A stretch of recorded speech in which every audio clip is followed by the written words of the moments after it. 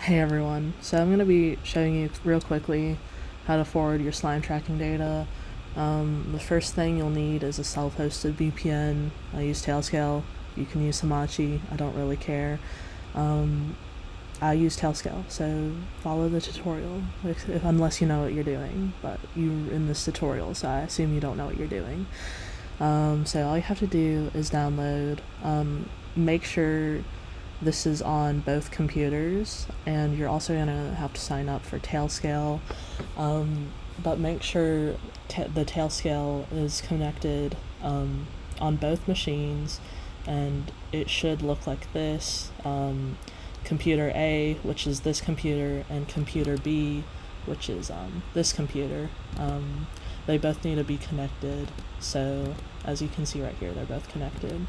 And speaking of which, I will be referring to make it easier to understand, computer A as this computer, the one you're going to host the data on, and computer B as this computer, the one you're going to be playing the games on, assuming it's a ShadowPC or an external PC, something like that. Don't know what your case is. I have a different computer, it's at a different house, and I like playing on it, but I'm not at that house all the time, so I use my MacBook to forward the data.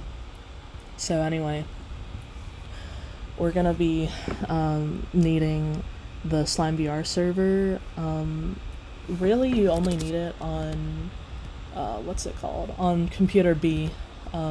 Just make sure it's open, because that's what you need it to make sense. You need the SlimeVR server open on computer B. You can install it on computer A, but you only need that if you need to set up the Wi-Fi credentials. That's it. Don't have it open otherwise, because you don't want two servers running at once. It just makes that terrible. So we're gonna do that, and then we're also gonna download Butterscotch's SlimeVR tracker proxy. It's not too difficult to do. So I have an Intel Mac, so I'm going to be using OS X x64. If you have an M1, M2, M3, M4, M5, etc., yada yada, get the ARM, OS X ARM. If you're a Linux user, you know what computer you're using. I don't need to tell you that.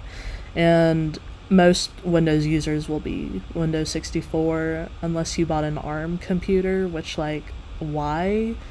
But I'm gonna go ahead and download the x64 since I'm an Intel MacBook user, and this needs to run in the terminal, but right now it's unusable, so we're gonna open up the terminal, and all you have to do is command space, type in terminal, and then you'll be here.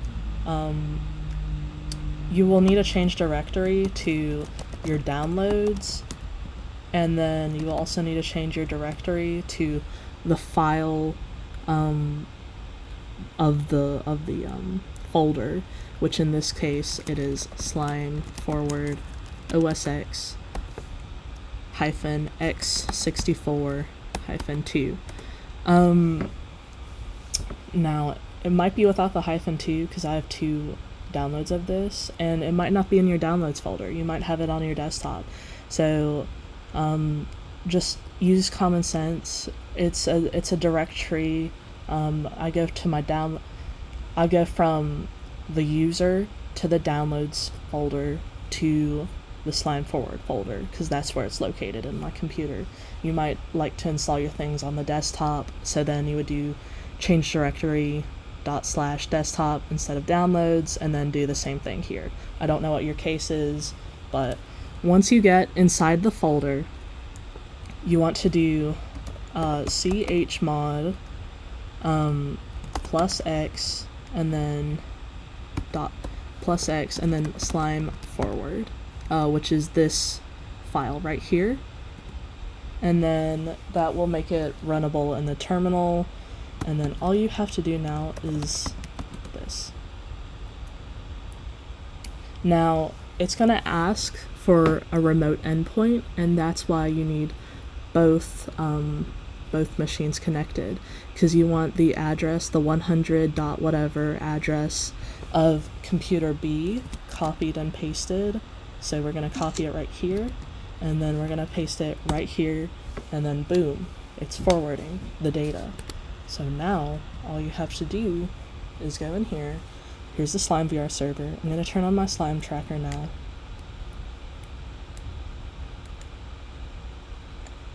And look, it's sending data. The only thing that you want to watch out for is that you don't want computer A to fall asleep, because it'll lose connection to the Tailscale, and you don't want your tracker to accidentally turn off in the middle of your session, because otherwise you have to restart the entire terminal instance and also turn off your tracker.